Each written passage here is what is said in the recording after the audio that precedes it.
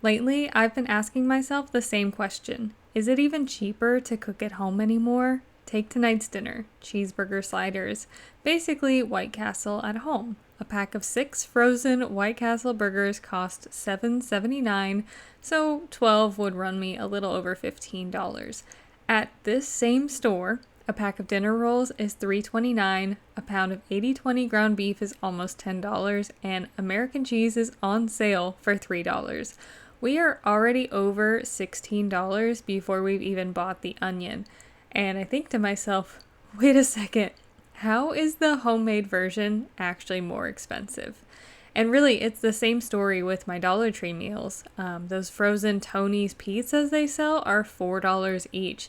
So when I go to Dollar Tree with a $10 budget determined to stretch it into a full dinner, half the time buying 2 frozen pizzas would have been cheaper, easier, and faster than whatever concoction I came up with. So here's the tension. We've all been told that cooking at home is the most affordable and the most responsible choice. But when you really start breaking down the cost, not just in money, but in time, effort, and energy, you start to see a different picture. Cooking from scratch is wonderful. It can be healthier, more intentional, more customizable, but what I've come to realize, cooking from scratch is a luxury. People don't like hearing that. I've said it once before and I got a lot of pushback, but this is what I mean. Cooking from scratch requires not just the ingredients, but the time, the planning, the energy, the mental clarity, and the margin to prioritize it. For so many families, those things are just in short supply. When I started this newest series, my goal was simple: to share consistent, reliable, easy meals that don't just feed us, but help to take away the decision fatigue and mental load that comes with feeding a family every day. But I'm getting kind of stuck. The more I cook, the more I'm questioning it. Is it actually helping, or is it just one more layer of expectation in a world that is already overwhelming? On paper, these meals are relatively affordable, they're flexible and approachable, but when frozen pizzas or sliders from the freezer section are cheaper and faster, it makes me wonder what really matters when it comes to feeding ourselves and our family. So I want to open this up to you. Are you feeling the same tension, that strange place between wanting to cook but realizing that the cost and effort don't line up with what we've been taught? I don't have a perfect answer here. Honestly, I'm figuring it out in real time. But maybe the real value of this series isn't always about cooking from scratch or even always about saving money. Maybe it's about starting the conversation, sharing ideas, and finding ways to make food less of a stress point in our lives. So as you guys can see, I've got some very serious topics on my mind. And hopefully you guys can see what I'm saying, but also understand that, I don't know, I guess you could say for me, cooking is the hobby of my choice. A lot of people have crocheting and knitting and sewing and things like that, and they go into it with the understanding that knitting a sweater is not more economical than buying one most of the time. I feel like cooking used to be a tool, a really powerful tool for saving money. But with mass food production and convenience foods nowadays, it's hard because even what we're making tonight, I did the same price comparison at Walmart.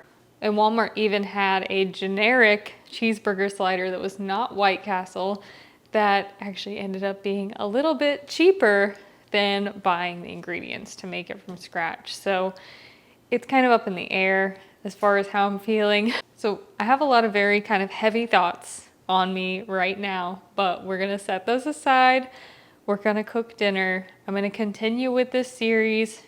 We're just gonna see where it goes. So I'm gonna be showing you pretty much the exact cheeseburger sliders that I made, I think about a month ago for the kids, and they absolutely loved it. They wanted them to be on the rotation. So I need to kind of shore up this recipe a little bit, make sure I have it down to a science. But the thing that really made it stand out was I made a homemade Big Mac sauce. So let's go ahead and start with that. This is gonna need a little bit of time to kind of marinate in the fridge. And the base is mayonnaise. So let's go in with a few spoonfuls of mayonnaise. It's probably gonna be about a cup of mayonnaise total. That's about a cup. So we've got a cup of mayonnaise. Oops, must be an air pocket in that. We're gonna do a 1/4 cup of ketchup.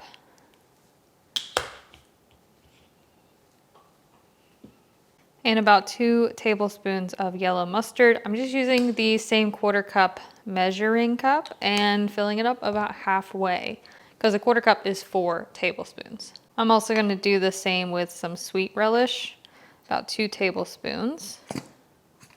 I gotta look at my own recipe real quick and make sure I'm, hold on a second. Okay, garlic powder, onion powder, and pepper. This is part of the reason that I'm documenting these recipes because these are kind of my tried and true, but I haven't really had them written down anywhere. So I wing them every time, which is not always ideal, especially when you're trying to be consistent and feeding your family and you want them to know that like, this is gonna taste the same every time you make it. So that's what this is all about, consistency, right? So pepper, onion powder, garlic powder. Sometimes I have to add a little more onion powder to it. Let's mix that all up and see what it looks like first. Give it a taste. Just a touch more garlic, or onion. Just a touch more onion. I don't have any dehydrated minced onion, so I am using just onion powder. And sometimes I have to add a little bit more to it to get it the right level of oniony. That is perfect. That is so spot on. So a question that does come up from time to time is shelf life, especially of some of these homemade sauces and stuff that I share. And the way that I look at it is I look at the shelf life of the individual ingredients: mayonnaise, ketchup, mustard, relish, seasonings. Those things aren't going to go bad faster simply because you mixed them together, in a sense. So I really think that this would stay in the fridge for quite some time. And as long as it smells fine and it doesn't have any yucky stuff like mold, you should be good to go. So you can make it in advance and keep it in the fridge for as long as you potentially need to. I don't want to give you like a hard timeline in case I'm wrong in that thought process, but that is the way that I look at it. There are also more than one way to make these cheeseburger sliders, but the way that I like to do it is to actually have like a beef patty and not just ground beef, because those two textures are very different from each other. And again, we're kind of thinking in terms of like White Castle style sliders.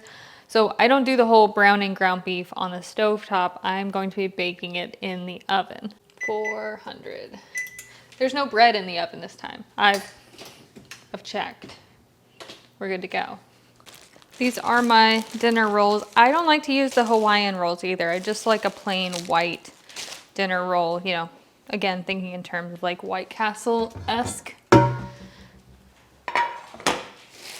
And then I'm using a baking dish that is big enough to hold the rolls, but is maybe a little bit bigger than the rolls themselves because the ground beef is going to shrink as it cooks. And I do remember the last time I made this, which again was about a month ago, I added onion to it and the kids didn't notice. So I guess I kind of got away with that. I did very finely minced onion. So we're gonna do that again today. Except for, again, we're doing this White Castle style. So we're gonna cook the ground beef and the onions together. In case you didn't know, White Castle cooks their burgers by basically steaming them raw on a bed of onions. So they do onions and water on the griddle. And then the little ground beef patty goes on top of that. And the bun goes on top of that. So they never flip the burger. It all cooks as like one whole unit. So the entire ground beef cooks by steam, which also kind of steams the bun. and then all they do is slide it off the grill onto the top bun, and that's why they are called sliders. There's your fun fact of the day. I know that my dad, I've talked about him a couple times in passing, but my dad was a NASCAR photographer and he traveled a lot. He had to drive to all of these different races, and fast food was kind of his favorite thing to do. He really liked trying different fast food restaurants. My dad was a pretty big guy. I do have to say that. He was, before he passed away, he had like double knee replacement surgeries and stuff like that. So again, he's a pretty big guy and he loved fast food, but he loved White Castle particularly. So anytime I was with him and we were traveling up in an area where there was a White Castle, he always wanted to stop in to that. So I guess the moral of the story here is cook because you enjoy cooking, because you like, you know, having the pride of what you're putting out. But if you don't enjoy cooking, I feel like it's not really worth forcing yourself to do that. And I know that sounds strange as somebody who's like makes cooking videos and cooking content. I'm not actually trying to convince you to cook. I'm just trying to convince you that like you're probably making the best choice for yourself, whether you choose to cook or not, because it's not by default cheaper just because it's homemade. All right, we do not have a lot of beef here. This is 1 pound of ground beef and it is 80-20. I did do a bit of a lower fat percentage again because of shrinkage. I don't want to shrink too much. And like I said, I like to have it like kind of a patty. So I'm gonna just kind of press that out.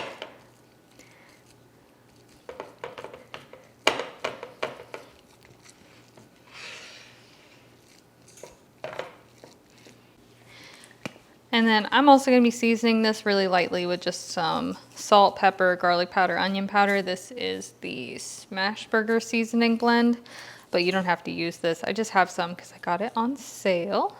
I'm going to pop our giant meat patty into the oven. I think it's only going to take, I have it on 400 degrees. I'm pretty sure it's only going to take about 10 minutes, but I'll keep an eye on it and let you know. And I'm just going to use a serrated knife and gently slice those in half as best as I can because they want to keep moving. I'm using my sheet pan here as like a cutting guide so that I hopefully cut this straight. Doesn't really have to be perfect as usual. I like to cover the bottom in just one layer of American cheese. Let's see how many slices. Move those in a little bit. I think it's gonna take 6. Yep, 6 on the dot.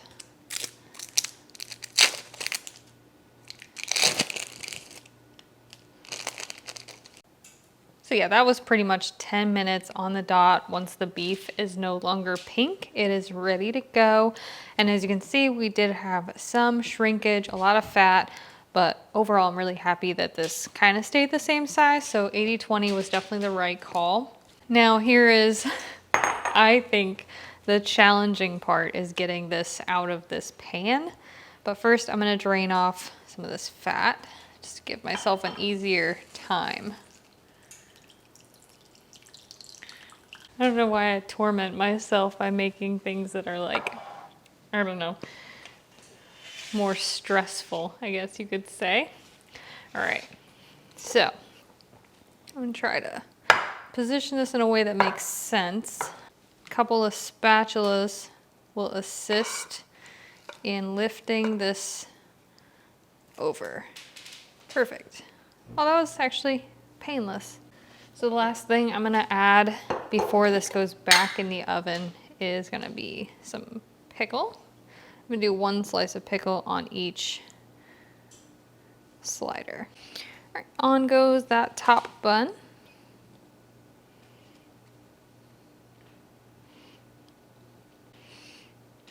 I feel like I did something wrong there, but that's okay. And then those are gonna go back in the oven for just about 10 minutes. Just long enough to warm up the buns, melt the cheese. It might not even be 10, it might be closer to like 5 to 8. I only did 5 minutes because I can tell that the buns are getting a little crispy and I don't want them to be hard or toasty, so I just wanted to melt the cheese and kind of warm it through. And then those are easy enough to just cut up into our individual burgers. If you want to keep the buns softer, keep them from getting toasty, you can always brush them with some melted butter, cover them with foil. There's like a lot of different ways. I'm fine with it. I only baked them for 5 minutes, so. And moment of truth. There's one of our cheeseburger sliders, DIY, like little White Castle burgers at home. I already know it's gonna drive a couple of you mad that I'm doing like White Castle burgers, but serving them with McDonald's Big Mac sauce. But that's how I made them before. That's how everyone loved them. So there we go, 3 burgers, Big Mac sauce, and a few onion rings, just frozen onion rings. And dinner is served. And I am a person of a scientific mind, so I did go ahead and buy some of the frozen, the little Walmart brand cheeseburger sliders to compare. These were $5 for a 6-pack, or less than $5, they're like $4 and some change. And they're just a white bun, little burger patty, almost no cheese. I thought they also had onion on them. Oh, they do. There's like a little bit of onion. And most of the cheese ended up on this one because they come in a 2-pack. So we're gonna compare. There's my DIY version, and then there is the frozen Walmart version.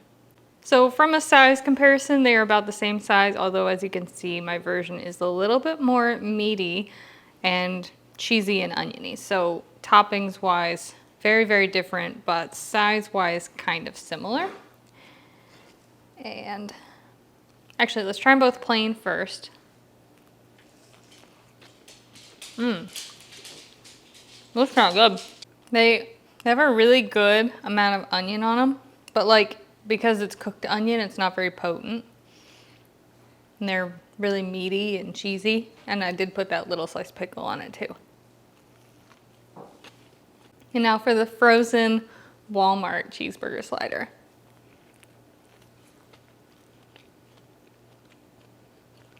I actually have to admit that's pretty decent for like a little frozen burger patty. I did just go ahead and reheat it in the microwave per its instructions, 50 to 60 seconds. It does have a little bit of onion on it, but almost none. It really is just kind of meat, cheese, and bread. And every once in a while you get this like little tiny tinge of onion. You mind repeating your review for me real quick? How were my cheeseburger sliders? They were good. Yeah? Yeah. What about the Big Mac sauce? You're a former McDonald's employee. Yeah, your Big Mac sauce is pretty close. Yeah. Yeah, it's pretty spot on. And then what did you think about the Walmart? I actually thought that they were pretty good. I like the overly processed meat though. Yeah. Like, I don't know, hamburger's always been one of those meats that's not really, it's always just meh to me. I don't really like hamburger meat very much. You like burgers, but not burger. Yeah. He doesn't like very meaty burgers. Like he likes a really, that's why I usually make smash burgers, because he likes a really thin patty. But we both agree it kind of tastes like gas station cheeseburgers. So there's the patty on the Walmart version, and you can compare that to the patty on my homemade sliders. So really, buy it or make it, it's completely up to you. So there's today's dinner with a sprinkle of existential crisis and food for thought, as I like to call it. We ended up with a good dinner, and I ended up with some things to think about moving forward and trying to always figure my life out. I swear, I think I spend more time trying to get organized than I actually spend executing those organization plans. But so far I'm really liking the meal planner. The next one on the menu was Mongolian beef.